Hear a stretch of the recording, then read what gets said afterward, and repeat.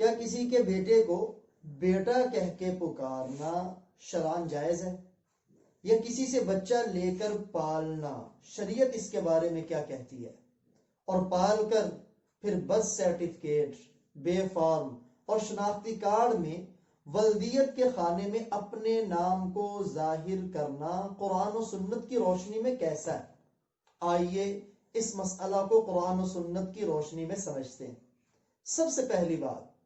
کسی کو بیٹا کہہ کے بلانا یا کسی کام کا کہنا شرعاً جائز ہے اور شفقت پہ مبنی ہے، جبکہ کسی سے بچہ لے کر پالنا بھی شرعاً جائز ہے، لیکن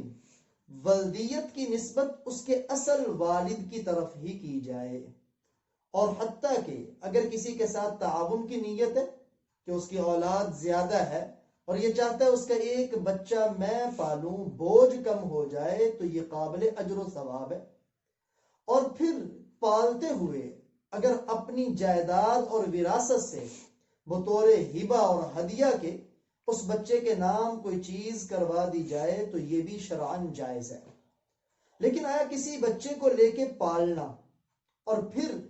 اس کے والد کے طور پر اپنے آپ کو ظاہر کرنا، بے فارم میں ولدیت کے خانے میں اپنا نام لکھنا، برتھ سرٹیفکیٹ میں ولدیت کے خانے میں اپنا نام لکھنا شرعاً ناجائز اور حرام ہے۔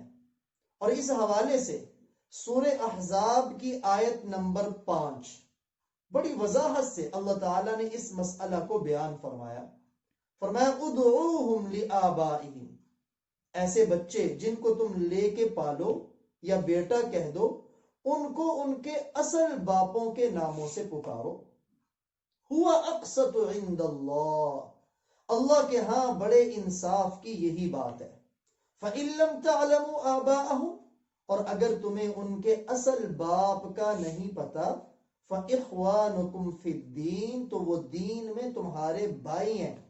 پھر بھی تم انہیں ان کی ولدیت میں اپنا نام ظاہر نہیں کر سکتے۔ چنانچہ اس کے اندر فرمایا سب سے بڑے انصاف کی بات یہی ہے کہ اسے اس کے اصل والد کی طرف نسبت کر کے بلایا جائے۔ اور یہ اقسط کا لفظ قسط سے ہے، اور قسط عربی میں انصاف کو کہتے ہیں۔ اور سب سے بڑا انصاف،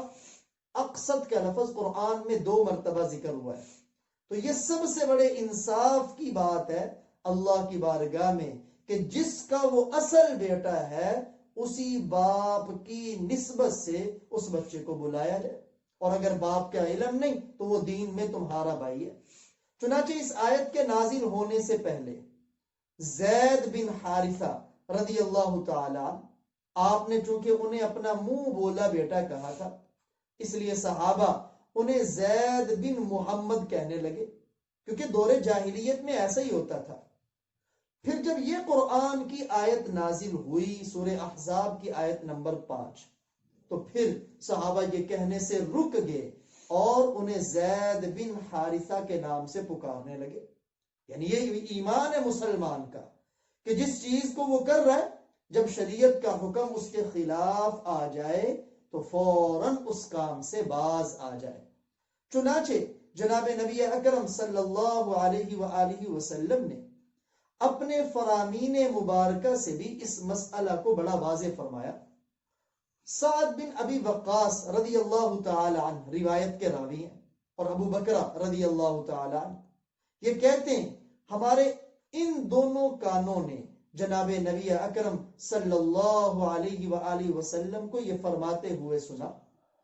اور ہمارے دل نے آپ کی بات کو محفوظ کیا کہ آپ نے فرمایا جس نے اپنے والد کو جانتے ہوئے کسی اور شخص کی طرف اپنے باپ ہونے کی نسبت ظاہر کی، ایسے شخص پر جنت حرام ہے۔ اب جو بچہ لے کے اس کے شناختی کارڈ میں بھی اپنا ہی نام لکھوا دیتے تو اس بچے کو کب خبر ہوگی کہ میرا باپ اصل یہ ہے یا کوئی اور ہے؟ تو ایسا شخص اس شخص کو جنت سے دور کرنے کا ذریعہ بن رہا ہے۔ بلکہ ابو ذر غفاری رضی اللہ تعالی عنہ کی روایت میں تو ہے کہ اگر اپنے باپ کو جانتے ہوئے دوسرے کو اپنا باپ ظاہر کیا تو اس شخص نے کفر کیا، اور ابو داود کی روایت سیدنا انس بن مالک رضی اللہ تعالی عنہ خادم رسول ہے، فرماتے ہیں اللہ کے پیارے حبیب صلی اللہ علیہ وآلہ وسلم نے ارشاد فرمایا کہ والد کو جانتے ہوئے جو کسی دوسرے کو اپنا والد ظاہر کرے، جب ظاہر کرے گا اس وقت سے لے کر قیامت تک مسلسل اللہ کی لعنت اس پہ برستی رہے گی۔ چنانچہ کسی کے بیٹے کو لے کے پالنا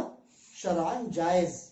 اس کو ہدیتاً اس کے نام کسی چیز کو الاٹ کر دینا شرعاً جائز، لیکن اپنے آپ کو اس کا اصل باپ ہونے کے طور پر ظاہر کرنا،